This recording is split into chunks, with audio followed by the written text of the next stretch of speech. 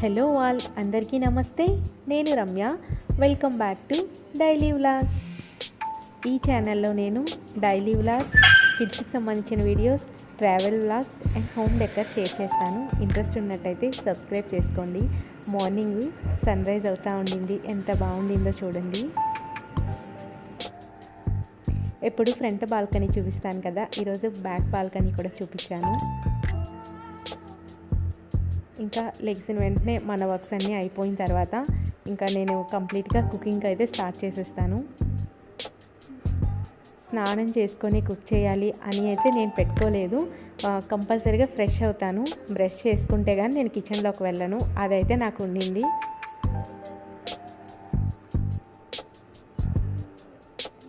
ఈ లోపల పక్కన కిడ్స్ కోసం ఈరోజు మనకి మినపరొబ్బుతో రొట్టె పెడతాం కదా, అది పెడదామని డిసైడ్ అయ్యాను.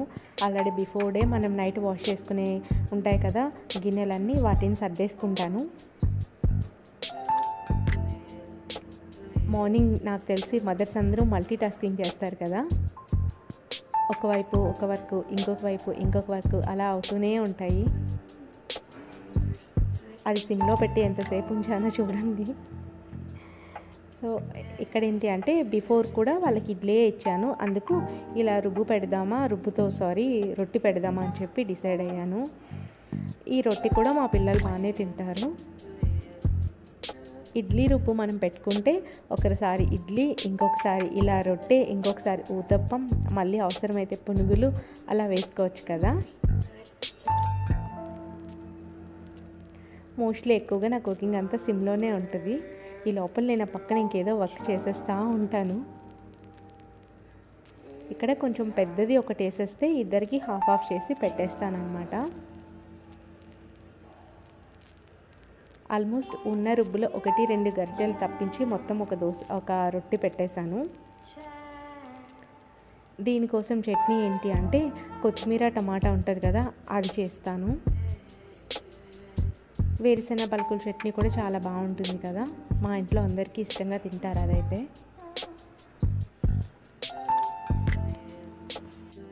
ఇంకా మిగతా గిన్నెలు అన్నీ ఉంటాయి కదా, అవి కూడా ఒక్కొక్కటిగా ఇప్పుడు సర్దేసుకుంటూ ఉంటాను. ఈ టైంలో నాకు పిల్లలు 7:15, 7:30కి అంతా ఇంట్లోంచి వెళ్తారు. సో మార్నింగ్ అంతా కొంచెం బిజీగానే అవుతుంది. ఇంకా ఏం చేయాలా ఏంటా, అసలు ఎంత చలిగా ఉండిందంటే ఏం పని చేయబుద్ధి కావట్లేదు. ఇంకా ఆలోచిస్తూ ఉన్నాను. ఇంకా ఇప్పుడు రొట్టె పెట్టుకున్నాను కదా, నేనైతే ఈ మధ్యన ఏదో ఒక వాటర్ తాగుతున్నాను మార్నింగ్. యాక్చువల్గా నాకు అస్సలు నిజంగా మార్నింగ్ లేచాక చాలామంది వాటర్ తాగుతారు కదా, నాకు అస్సలు ఇష్టం ఉండదు. నాకు టీ కాఫీ మాత్రమే తాగాలనిపిస్తుంది. బట్ ఎప్పుడైతే వింటర్ వచ్చిందో అప్పటి నుంచి ఒకసారి ఇలాగ లెమన్ వాటరు అండ్ హనీ వేసుకొని, లేదా అంటే కొంచెం ఏదో ఒకటి జీరా వాటరు అలా మరిగించుకొని అయితే తాగుతున్నాను. అండ్ ఇంకొకసారి సాల్ట్, హాట్ వాటరు. నాకు థ్రోట్ పెయిన్ వచ్చేస్తుంది కోల్డ్ బాగా ఎక్కువ అయితే. ఇంకా అది అవుతూ ఉంటే నా పని అలాగా అక్కడ నేను గ్యాస్ దగ్గర ఎందుకో ఉండాల్సి వచ్చి, నేను అక్కడే యాక్చువల్గా మార్నింగ్ తాగే వాటర్ మనం కూర్చొని తాగాలంట. నేను ఒడిస్సాలో ఉంటాను కదా, నార్త్ ఇండియన్స్ చూశాను, వాళ్ళు ఎప్పుడు వాటర్ తాగినా డేలో ఎప్పుడు తాగినా కూర్చొనే తాగుతారు. ఇంకా మహిబాబు లేచి వచ్చాడు. 6:30, 6:20 అయ్యేసరికి ఫస్ట్ మహి లేచి వచ్చేస్తాడనమాట.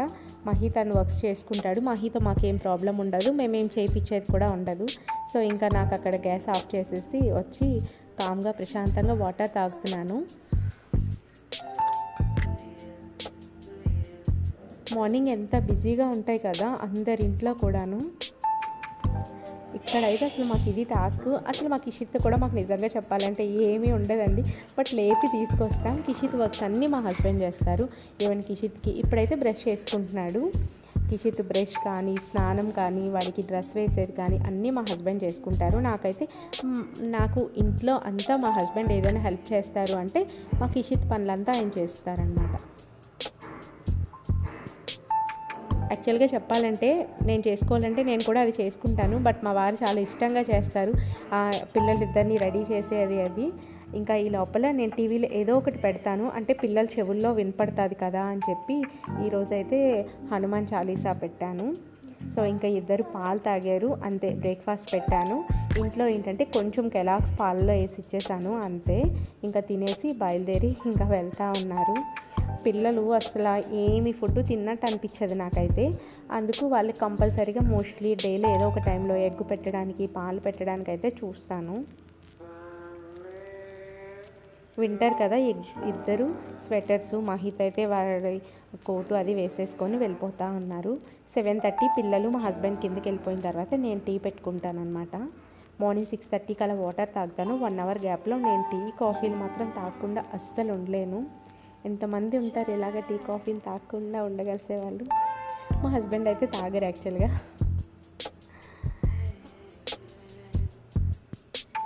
ఈ లోపల ఇంకా టీ తాగిన తర్వాత మా హస్బెండ్కి నేను లంచ్ ప్రిపేర్ చేయాలి. నా పని ఆద్రా బాద్రాగా మాత్రం ఉండదండి. చాలా అంటారు కదా కామ్గా వెళ్ళిపోతుందని, అలాగే చేసుకుంటాను నేను.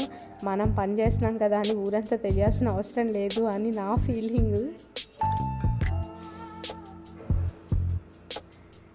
ఒక్కొక్కరు వర్కింగ్ ఒక్కొక్కలా ఉంటుంది కదా. మా అత్తయ్య కూడా అలాగే చేస్తారు. అంటే ఎంత పని చేసినట్టు అనిపించారనమాట. అలా వెళ్ళిపోతుంది ఒక లెక్కలో, అలా ఉంటారనమాట. నాకు కూడా ఆల్మోస్ట్ నాకు పని ఏదైనా నేను నేర్చుకున్నానంటే పెళ్ళయ్యాకేలేండి. నాకు పెళ్ళైన వెంటనే కూడా నేను వండేసేది చేసేసేది ఏమీ లేదు. సో ఇంకా టీ తాగుతున్నాను. మా హస్బెండ్ వచ్చే లోపల నేను టీ తాగేస్తాను. అప్పుడు ఇంకా 1 అవర్ ఫటాఫట్ మన కిచెన్లో అంత గాబరాగా కొట్టుకునేటట్టు ఉంటుంది నాకైతే. ఇప్పుడు ఇంకా కిచెన్లోకి వచ్చేసాను. ఒక కుక్కర్లో పప్పు పెట్టాను, పప్పు బంగాళదుంపలు పెట్టాను, అండ్ ఇంకొక కుక్కర్లో రైస్ పెట్టేసుకున్నాను. ఇక్కడ ఇదంతా సాంబార్ ప్రాసెస్ అనమాట. నేను సాంబార్ ఇలా చేస్తాను, మీరు ఎలా చేస్తారు?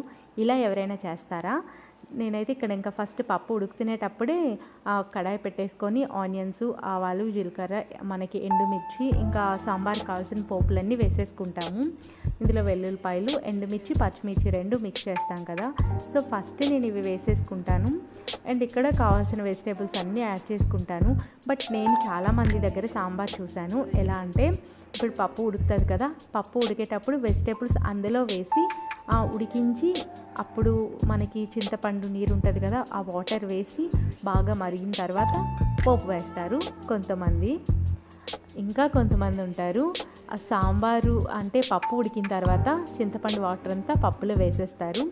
వేసేసి ఇంకా వెజిటేబుల్స్ ముక్కలన్నీ అందులో వేస్తారు. అవి 2 బాగా హైలో సిమ్లో అలా పెట్టి బాగా మరిగిస్తారు. అప్పుడు పోపు వేసేస్తారు. ఇది ఒక ప్రాసెస్. అవి 2 కాకుండా నేను చేసేది ఈ ప్రాసెస్ అనమాట. నాకు ఇది ఈజీగా అనిపిస్తుంది అండ్ వెజిటేబుల్స్ బాగా కుక్ అయినట్టు అనిపిస్తాయి అన్నమాట. ఇక్కడ నేను ఇంకా మనకి ముల్లంగి, బెండకాయలు, క్యారెట్ అన్నీ తీసుకున్నాను. ములక్కాడ ఉంటే బాగుంటుంది, బట్ లేదు. వాటిని సాల్ట్ అండ్ మనకి కారం, పసుపు అన్నీ వేసి కొద్దిసేపు అలా మంచిగా వేయిస్తానన్నమాట, వాటర్ అంతా పోయేంత వరకు.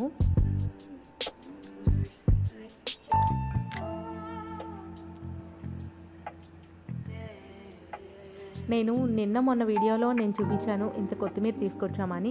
మళ్ళీ మాకు ఒకరు కిందన ఒక ఫ్రెండ్ వాళ్ళ ఇంటి దగ్గర నుంచి వచ్చారు. వాళ్ళ ఇంటి దగ్గర కొత్తిమీర బాగా పండిస్తారట. ఐ మీన్ సంథింగ్ ఏదో తను కూడా తీసుకొచ్చి ఒక ఇంత కొత్తిమీర ఇచ్చింది. అప్పుడు అనుకుంటున్నాను దీన్ని ముందుగా ఏదో ఒకటి చేసేయాలి, అది ఇది అంతా ఎక్కువ అయిపోతుందని చెప్పి చక్కగా కట్టలే కడిగేసి పక్కన పెట్టేసుకున్నాను అనమాట. ఇంకా వీళ్ళు అంతా అయిపోతుంది కదా, మా హస్బెండ్ కూడా వెళ్ళాక ఏదో ఒకటి చేసుకోవచ్చు అని చెప్పి ఇంకా టొమాటో కూడా ఒకటి తీసి పొడుగ్గా స్లైసెస్ కట్ చేసేసి యాడ్ చేసుకుంటాను.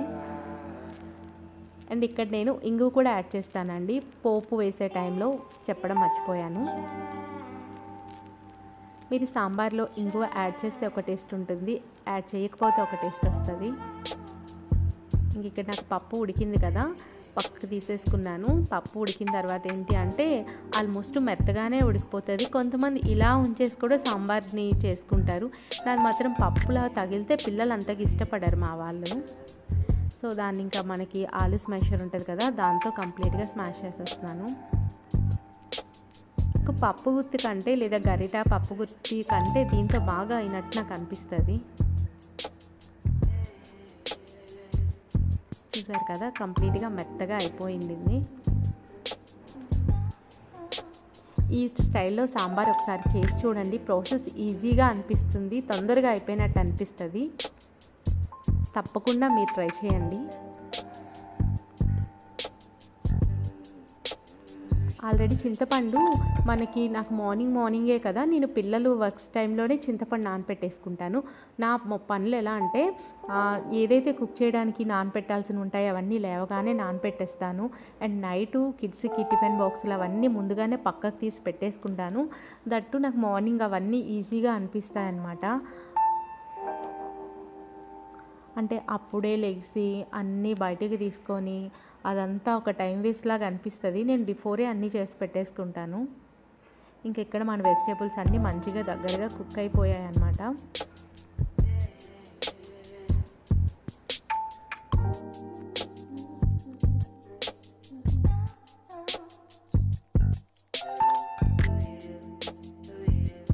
ఒకసారి మంచిగా కలిపేసేసుకొని ఇంకా మనం ఆల్రెడీ ఉడికించి పక్కన పెట్టుకున్న పప్పు అండ్ మనకి చింతపండు పులుపు ఉంది కదా, అది కూడా యాడ్ చేసేస్తాను.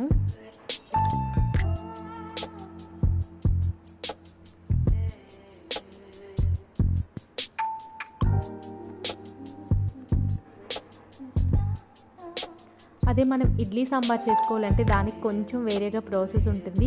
అది మనకి ఇడ్లీతో బాగుంటుంది, రైస్తో బాగుంటుంది. కాకపోతే ఇడ్లీ సాంబార్ అన్నప్పుడు కొంచెం వేరే ప్రాసెస్లో చేస్తే టేస్ట్ చాలా బాగుంటుంది. అది కూడా నేను ఈ మధ్య కాలంలోనే అలా చేయడం నేర్చుకున్నాను. ఏమీ ఫస్ట్ నుంచి పెద్దగా ప్రొఫెషనల్ అయితే ఏం కాదండి, అన్నీ నేర్చుకుంటూనే కదా ఒక్కొక్కటిగా వస్తాయి, అలాగే ఫాలో అవుతాను.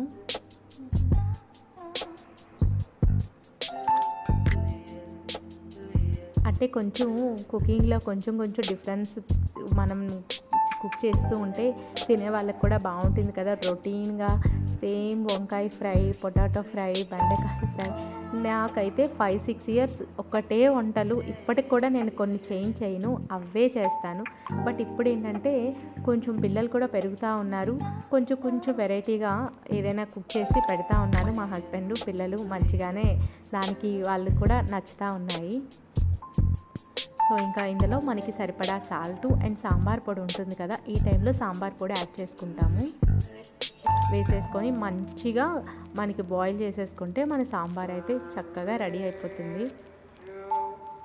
ఇది సాంబార్ పొడి అండి, నేను ఇంట్లో చేసుకుంది కాదు, ఎంటీఆర్ సాంబార్ పొడి నేనైతే యూజ్ చేస్తాను. రుచి సాంబార్ పౌడర్ ఉంటుంది, అది బాగుంటుంది. నాకు ఇక్కడ దొరకలేదు, నేను అందుకే ఎంటీఆర్ తీసుకున్నాను. బట్ రుచి అయితే చాలా బాగా అనిపిస్తుంది.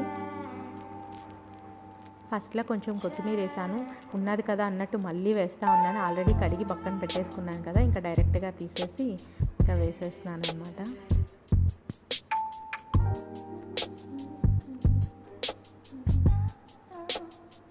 ఇంకా ఈ సాంబారు పక్కనే రైస్ అయిపోయింది కదా, ఈ సాంబార్ పక్కన పెట్టేసుకున్న తర్వాత ఇంకా ఆల్రెడీ పొటాటోస్ ఉడికిపించాను కదా, అది ఏంటంటే ముద్ద కుర్మాలా చేద్దాం అనుకుంటున్నాను.